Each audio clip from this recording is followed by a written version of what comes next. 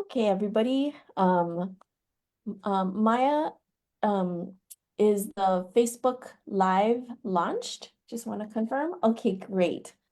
Since it's 9 o'clock, I want to welcome everybody and I call this meeting to order.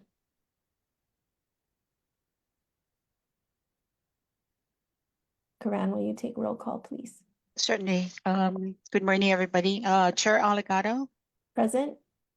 Vice Chair Keener, Present. Commissioner Islam, Present.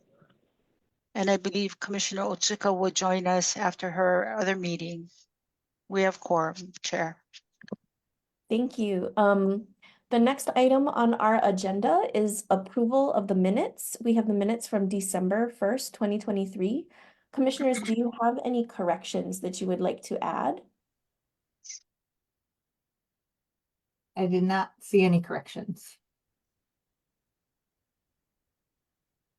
I wasn't present, so I would like to actually recuse myself from this if possible. Okay, you can recuse yourself from the discussion, but I think we need you to vote. I know, I do. I know, I understand. Okay, great. Since we don't have any corrections and I can ask for if anyone from the public who was present had anything to add, please indicate as a reminder whether if you want to speak or to provide testimony on any of our items by indicating in the group chat or by raising your virtual Zoom hand. Seeing none, is there a motion to adopt the minutes for the Climate Change Commission meeting from December 2023? I motion to adopt the minutes. Is there a second? I second. All right, all in favor, please raise your hand. Okay, any nays? None. Okay, so we have the motion to adopt our minutes has passed. Okay, we're like speeding right along. I would like to invite Ben Sullivan to report on the activities for the Office of Climate Change, Sustainability, and Resilience. Thank you, Chair. It's great to see everyone, and another beautiful day for us to be working on climate change issues around the state of Hawaii. So thanks all of you for all your work on the commission, and particularly welcoming back Commissioner Islam. It's really great to see you back here in active with the group. We definitely missed you, and we can't wait to talk buildings with you as soon as we have the next opportunity. But a lot has been happening with the climate change office. We have some new hires. So Whitney Dulay, our climate action coordinator, started January 2nd. And as the commission may recall, this climate action coordinator position is paid for through an EPA planning grant for climate CPERC. I always forget climate protection. Oh, shit, I'm gonna forget. I'm not even gonna go there. But it's a grant funded position for several years to help us to work through the update of our climate action plan. So we're very excited to be getting into that this year. We also have a new food security and sustainability program manager starting February 2nd. So additional new staff coming on, which is very exciting. And we are advertising for a new position for the adaptation program, which is the Climate Champions program manager. We're still looking for an energy program manager to fill the seat that I left vacant when I took the deputy director role. So lots of personnel activity and lots of needs, but we're doing great work. And moving it along. The staff have been out to numerous activities around the community. Our electrification analyst went back to his alma mater high school, or actually I think it was grade school, and gave a presentation at a career day to third through sixth graders to talk about some of the things that we do here at the office. And there's many other events that we've been at. I think Director Gonzer was at a Rotary Club meeting over the last month and engaged on our activities as well. And then maybe shifting to some really big news, which I think is anticipated. The Climate Ready Oahu has been transmitted to council. And we are very, very excited about the fact that we're moving this ahead. And there's been so much tremendous work by the adaptation team and by everyone, really, inclusive of community partners and yourselves, to really get where we are with this. The anticipated schedule for council for this as a resolution is to be at the Housing, Sustainability, and Health Committee on February 7th, and then at the full council on February 28th. So we anticipate that will be finalized very shortly, but we don't have the definitive dates yet. That's the anticipated schedule.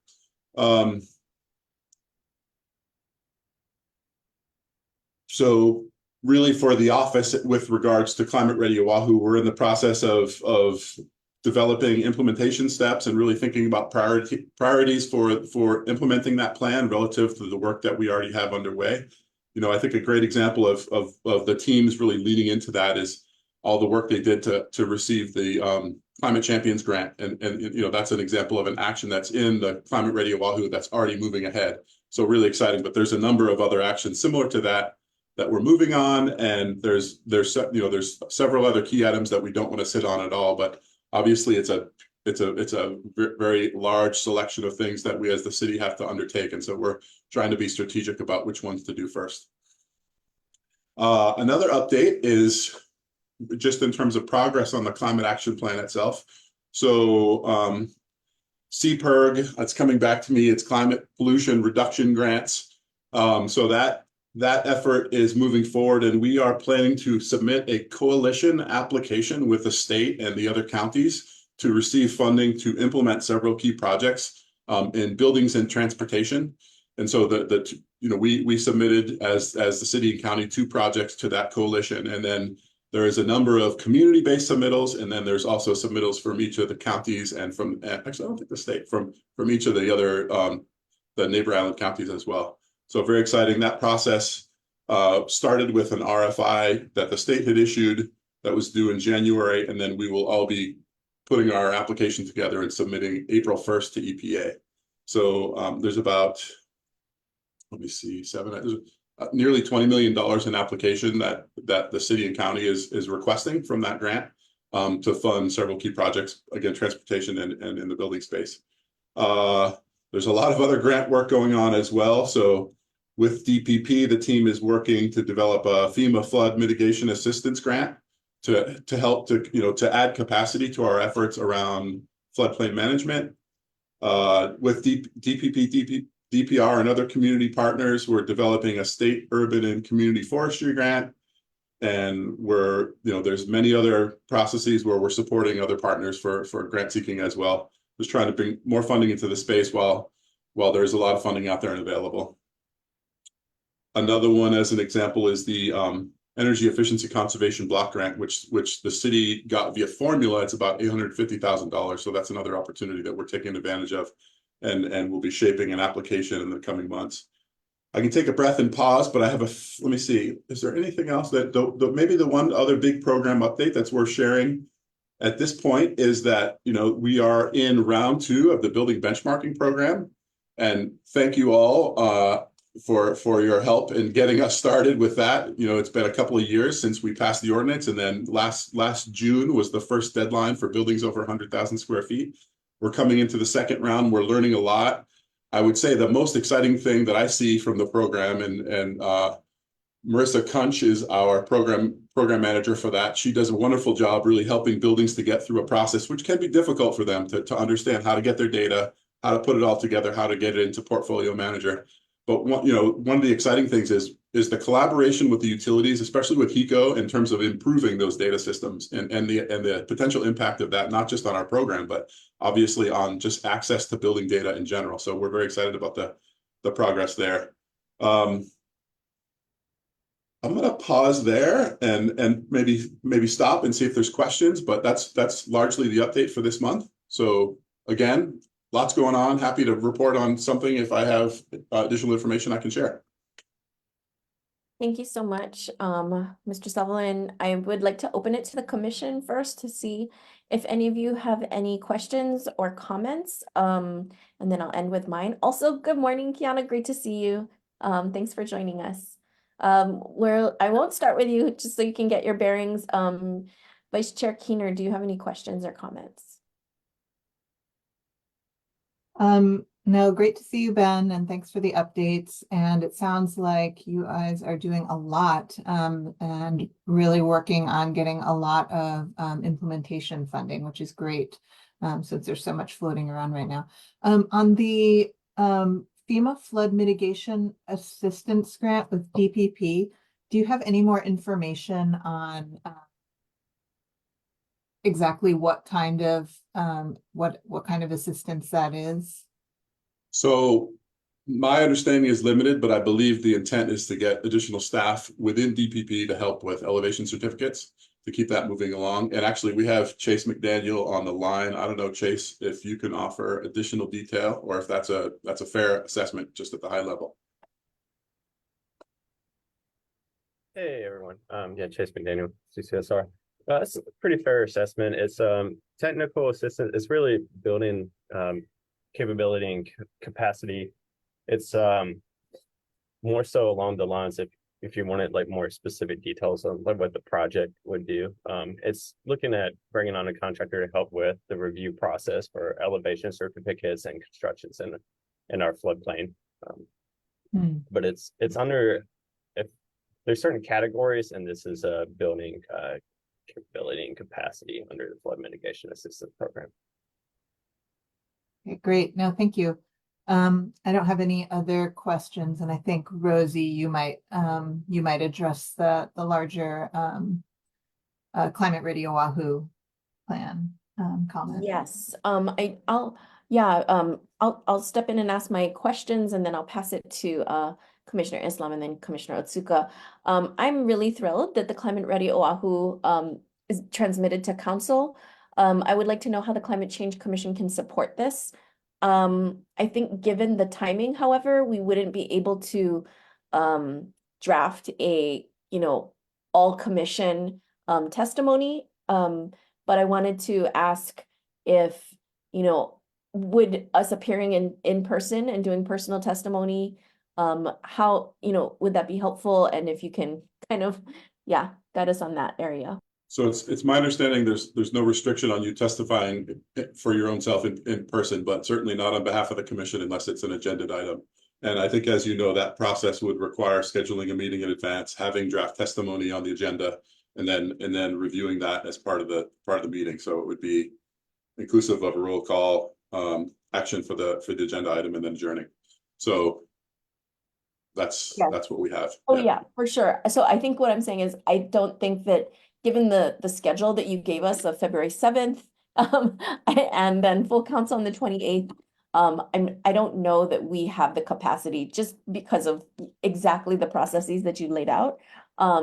But certainly, I guess I want to encourage my other commissioners to appear in person and provide personal testimony to the abilities that you have capacity, as this is quite an important issue. So thank you, Ben. I also had another question, which is I'm really excited about the round 2 building assessment, energy assessments.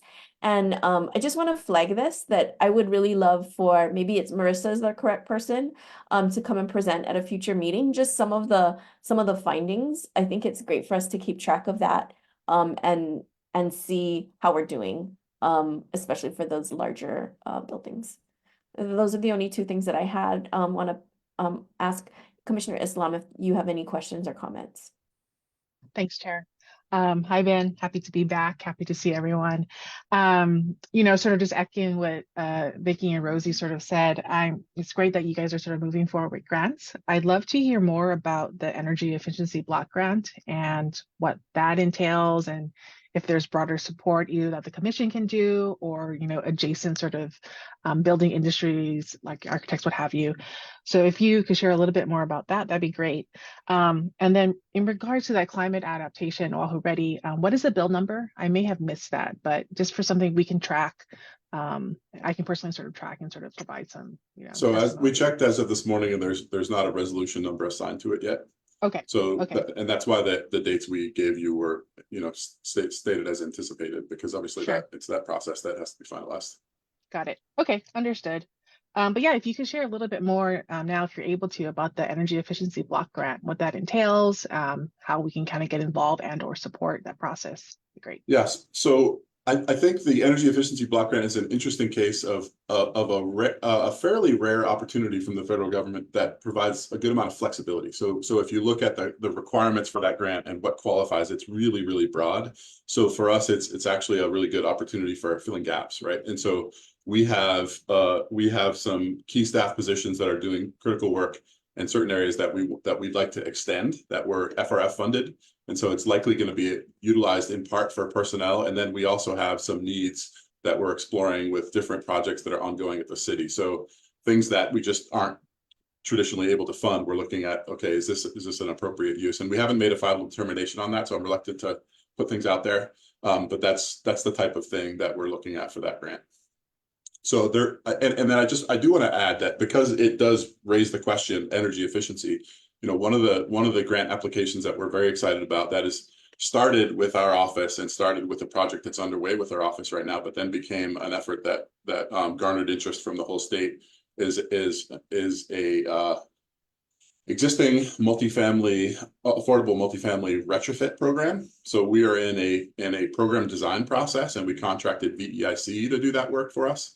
And so that's a really exciting piece, and it relates very much to benchmarking, right? So when we, as you know, when we look at the building space, we have two major sources of emissions. We have new buildings and existing buildings. The existing buildings are a lot bigger source, that we have a lot more control on the new buildings in the sense that the codes are more updated. We continue to update those codes, whereas the older buildings, right, there's a lot of equipment that might be further behind the times, and it's also very difficult. But because there's so much incentive money in the IRA, we said to ourselves, hey, this is our opportunity, if ever, to get at these buildings. And so we're really excited about the potential to try to take a whole building approach with these multifamily buildings, as opposed to, you know, the wonderful work that Hawaii Energy has done for years has really been limited both in time and in capacity to really measure-based approach. So like we can replace this appliance, or we can replace these lights, but it's not always able to look comprehensively at a whole building. And so our effort is to try to see how we could do that. And so I'm just tying that back to your comment, because I know when people hear energy efficiency block grant, that's probably the kind of thing they think of. And this is a much larger amount of money that we're applying for. So hopefully we'll be successful. Great, a lot of good info. Yeah, like once you're able to sort of daylight some of the ongoing projects that you think you'll support with the energy efficiency block grant and how we can support, that'd be great. But really happy to hear that the state has picked up the existing multifamily affordable housing retrofit program. It's really critical that we sort of understand what those carbon emissions look like and the associated fuel sources. So if we can kind of parallel that with the bill, the benchmarking, then we might actually be able to establish some long-term performance measures, right, for existing building stock. So all good stuff. I think continued conversation, but please continue the great work, Ben. Thanks. Back to you, Chair. Thanks, Commissioner Islam. I'm excited for what that's going to look like in the future. I can see your wheels turning. And after Commissioner Keener and I step off, I'm sure that I feel like maybe that's going to be a direction that the commission takes, which is really all good. Commissioner Otsuka, do you have any questions or comments for Mr. Sullivan? Yeah. Hi, good morning, Ben. Nice to see you. Good morning. Yes, I will echo everybody else. Great to hear that you guys are chasing after so much of the implementation funds. I think that's really important. I was wondering if you could share more about the transportation projects folks are hoping to get funded via the, I think you said CPIRG, Climate Pollution Reduction Grant. Yep. Sure. So we are working really closely with DTS. So the Department of Transportation Services came forward and said, hey, we absolutely want to be part of this. And a key project for them is transit priority lanes to rail. And so we're looking at along areas that are, you know, close to rail that have bus service, that have a lot of bus service. We're looking at the type of improvements like you see along King Street, and also the kind of things that we have we have in the works on Kuhio Avenue. So DTS has really figured out how to do that well, and they've seen tremendous benefits from those projects. And so they're excited to expand that to other parts of the island. And so some of the routes, and I don't have the routes in front of me right now, so I'm going to not say them, but some of the routes along the rail line that will bring people to the rail faster. And, you know, we recognize people have to transfer. And so what, you know, the thinking on DTS's part is, hey, if we're going to ask you to transfer, we want the overall experience to be faster. And that means more frequent buses and better service as a result of these transit priority lanes. So things like improved signalization and bus only lanes in some instances are the type of things that are kind of lumped into that project. Oh, great. Thanks, Ben. I just wanted to note, I had seen a presentation from the city on their King Street bus only lane, and there were not only just, you know, on-time ridership improvements, but also a lot of climate benefits. So they're able to identify fuel consumption decrease because the buses aren't sort of, sitting in traffic as much, and also cost savings. So I think this is a really great investment overall, in addition to climate, but also other co-benefits for the city. So thank you. Thank you, Commissioner.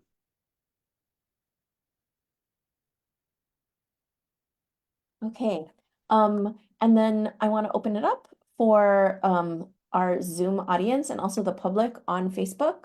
If any of you have any questions or comments, please raise your Zoom hand and add that here. Also, as a reminder, that we do have a time limit of 3 minutes for each person who does want to provide comments and testimony.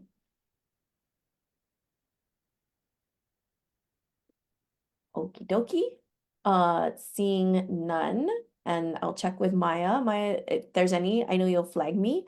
None on Facebook. Great. Okay, we're gonna move on to our next item, which is really exciting. We're gonna have action on the urban heat guidance document.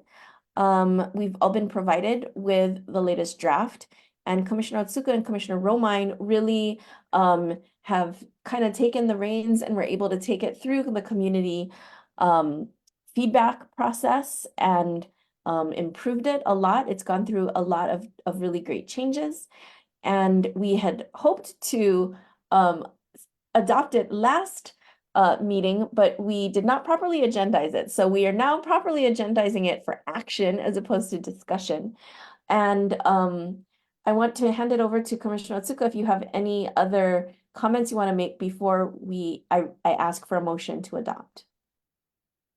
Yeah, sure. I just wanted to let folks know from the last iteration, I fixed some formatting issues and we added page numbers. But that's really it, just kind of more formatting issues, no substantial changes to the content. Great, that's awesome. And so what I would like to ask before I move for a motion is if there are any questions or comments from any of the other commissioners about this. Hi, Rosie. Hi. Oh, go ahead, Melanie, go first. Oh, yeah. I know I missed the last conversation, and I appreciate Commissioner Otsuka and Commissioner Romine kind of bringing this to the end with the community input and survey work. Very much appreciated. I don't even know if this is allowed, but there was just one little recommendation I wanted to adjust on the in the front page under recommendation 5F. It's just so that it can be consistent with how the energy code is utilized. So there's just a missing provision, in my opinion, that references back to commercial buildings, because right now it just solely references residential, and I think it should do both. But Okay. What I'm going to ask is, Commissioner Islam, do you have the document in front of you? And if you do, can you please share screen so that all of us can sure. see where you're Yeah, talking yeah, about? definitely. Do you want a Word document? Would that be easier? You have to live edit, right? Yeah. Chair? Yeah. Okay. Okay. Let me just share my screen to point out where it is. I have the edits kind of ready to go if we're able to incorporate them or discuss them. Let's see.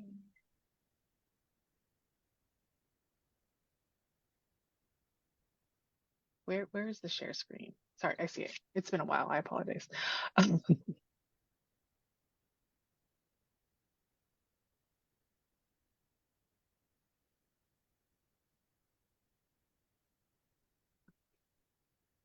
All right. So it's this section here.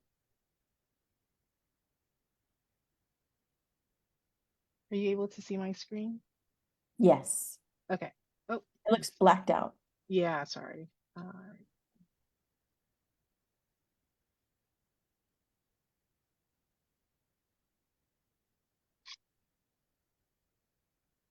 So right now, this particular provision, it's great. It references the local amendment changes to the Energy Code, IECC 2018.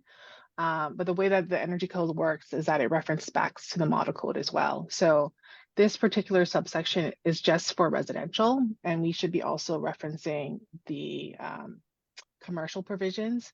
And I think the easiest way to sort of correct that is a point back to IECC 2018, because the state and the local county have not made amendments to the commercial provisions for the requirements for, thermal resistance and emittance for the roof kind of performance levels.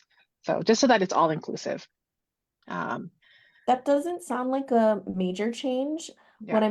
What I'm asking you to do, and I know this sounds a little crazy, is can Sure. you suggest what would be the language you would want to add in? And then I would say we can add it in the final formatting if we Okay. all agree that it does not constitute a significant change.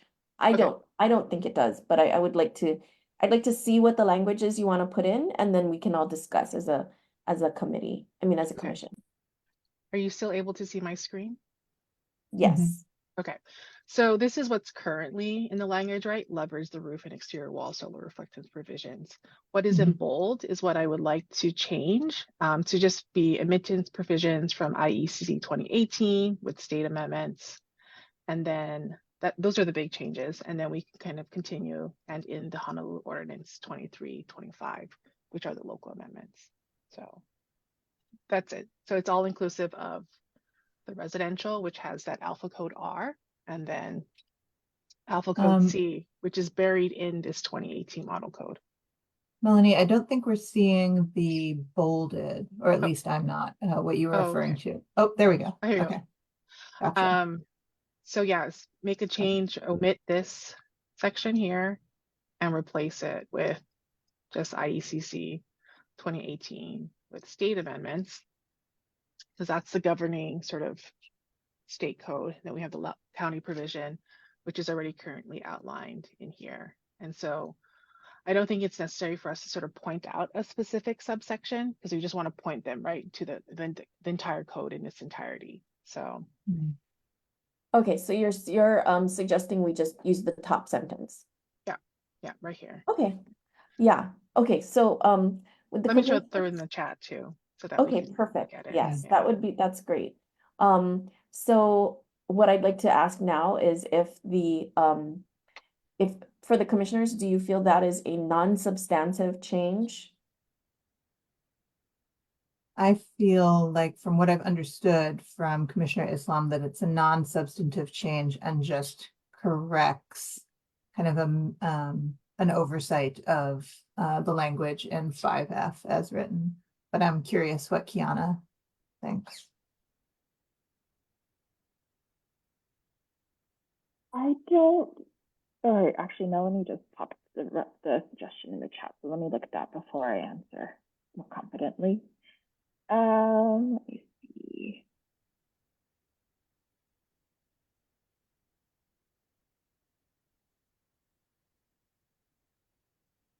I also don't feel it's substantial.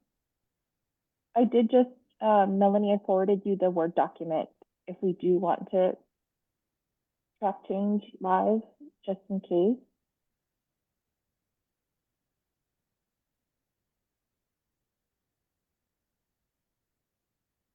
Rosie, do you, seeing Melanie's correction, do you feel it's substantial or not? I feel like it is not a substantial change. I think Okay. we can incorporate this and continue to move on with adoption of this guidance document. So I also want to note that though we adopt it, if there are any non-substantial changes such as formatting, we can do that. And so if that would be the reason why it might look a little different from the draft that has provided. Oh, great. I was just going to open it up to the public. So Nancy McPherson pointed out a typo. Retrofitted is one word. Thank you so much, Nancy. We will also correct that. So I hope that we can capture these. I don't know exactly who will be capturing these little changes. Kiana, may I ask you to capture it on the Word document that you might have? Great, thank you so much. Kiana, I've also noted that there are some strange spaces throughout the summary of findings.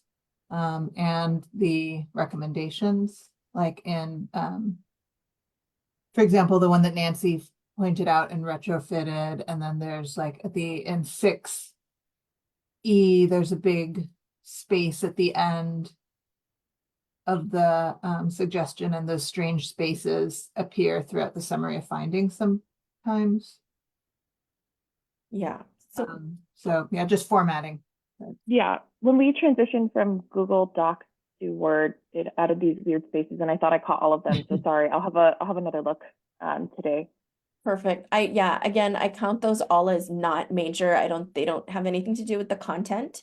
And then one final formatting is that just as part of our processes, we want to, again, this is not a substantive change, is that we're going to be checking each figure to see whether or not they are from an open source journal.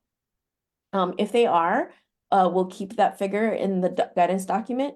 If they are not from an open source journal, we're going to link to it so that we're not replicating it, but we are linking to it so folks can still go and see that. So just wanted to add that as like another so the public knows that that's going to be another formatting difference in the final version. Several Okay. of these are from government documents as well from other areas, and it's fairly easy to just email them and get permission to reproduce. Yeah. So that's just a good policy for the for the future for documents, is that if we do want to, we are allowed to reproduce figures because that really well illustrates the points we want to make. We just have to indicate that, and I'll make sure I'll write that in an email to Director Gonzer, and so that information can be conveyed appropriately to everybody on the commission as far as like what to do in future when we write guidance documents in the future. Okay, any other comments from the public with regards to the urban heat guidance document?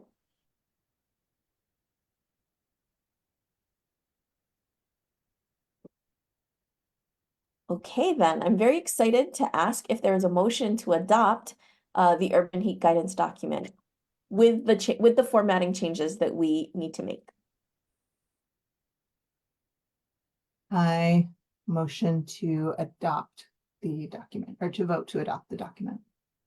Do I have a second? Melanie, I second. Great. So with that in mind, I'm going to call for a vote.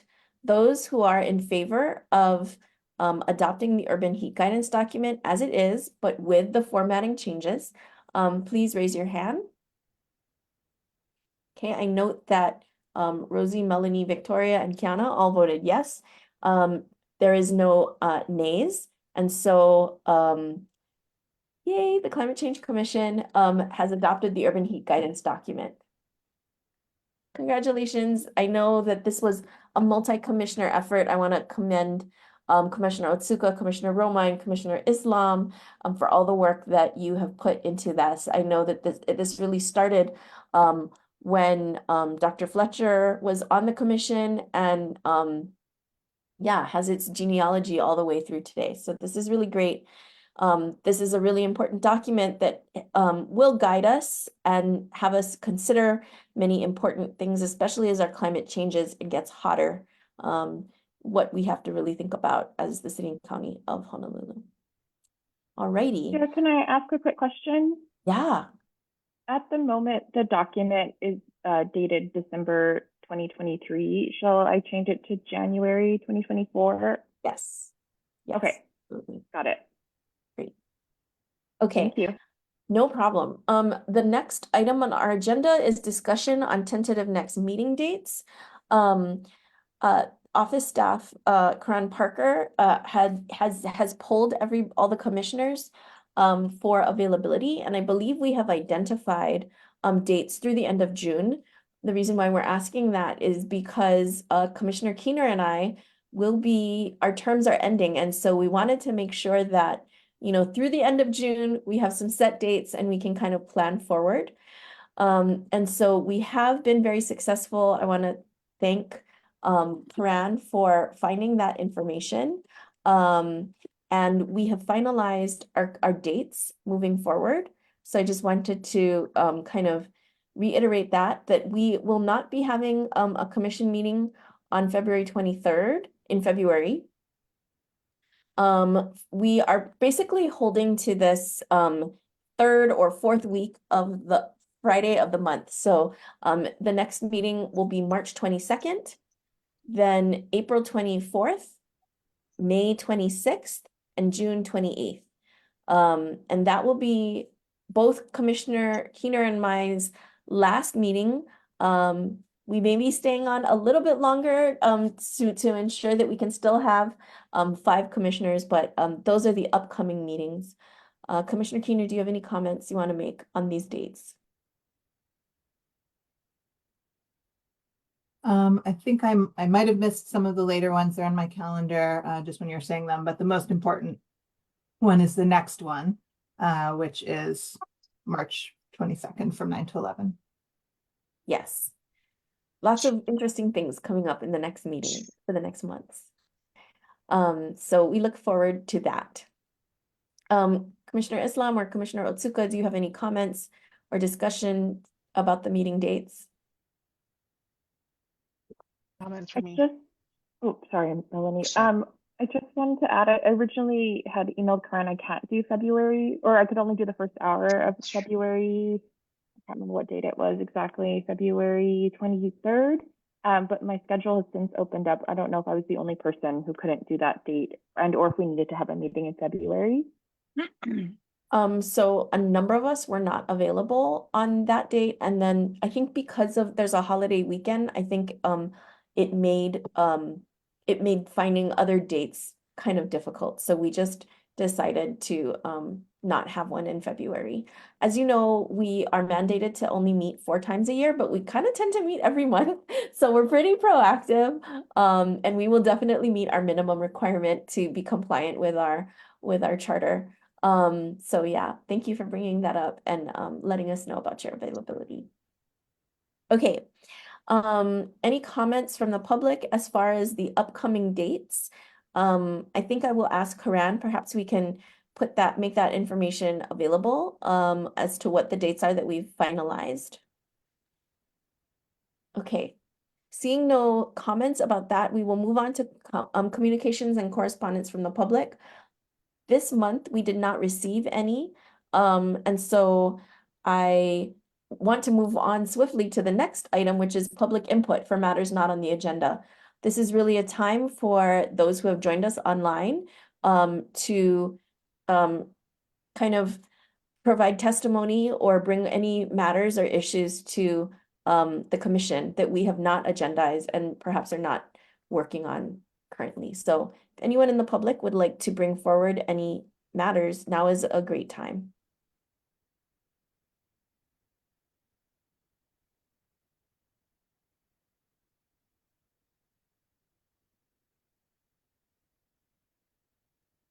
Commissioner Keener, did you have something to say? I did not. All right. This might be the shortest commission meeting that we've ever had. Okay, so moving on, are there any announcements about upcoming events that we would like the public to know that are germane or relevant to climate change? Any of the commissioners? I'll start with any events that we should know about. Okay, Commissioner Otsuka. Not an event, but this is my monthly reminder to folks that there is a state electric bike and electric moped rebate available. So at the moment, it is kind of focused on income. So you are eligible if you participate in a low income program such as SNAP or receive Section 8 housing voucher. You don't own a vehicle or you're currently enrolled in university or college. So I wanted to make that reminder to the public. So you get up 20% off up to $500 off the purchase of a new e-bike or e-moped. And I can post a link in the chat with more information. Great. I have one announcement, which is that given that our next Climate Change Commission meeting is March 22nd, I won't have time to bring this up before then, but I wanted to alert everybody to save the date for Climate Week 2024, which is hosted by the State Climate Change Commission. It's March 23rd through the 31st. The events are specifically on the 27th and 28th, and they're going to be at the Inman Conference Center at the University of Hawaii. Lots of sessions, speakers, and workshops. And if you or your organization has some ideas that they want to coordinate as part of Climate Week, I've included in the chat Bill Unro's email address. So please do consider participating and just having general awareness of that. I guess I did want to ask Ben if there's anything that OCCSR is doing in coordination with this for Climate Week, since we won't have time to talk about this until March. Yeah, so we have not had detailed discussions yet, but we did receive some communication from Leah Laramie, the commission coordinator for the state, and she asked us to join and participate. And so we are excited to find an opportunity and to share some of the work that we're doing. Yeah, I can give a little bit of more information on that as well. Just the entire Climate Week or Climate 2 days with surrounding events on the weekends, as we're calling it, this catchily this year. But yeah, most of the events are going to be packed into those 2 days on the 27th and the 28th, but the weekends will have kind of more broad community-centered participation and action events around there. So hopefully like lots of tabling opportunities and things like that.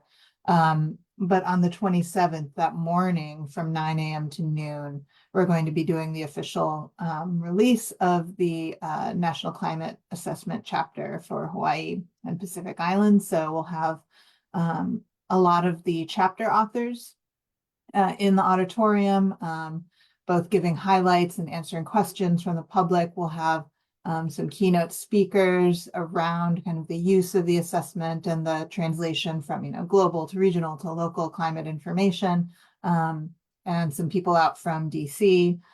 So keep your eyes open on that space, and we'll have more to come hopefully very soon. On that note, about the 5th National Climate Assessment, I also dropped this additional link, USGCRP. Can't remember what it all stands for.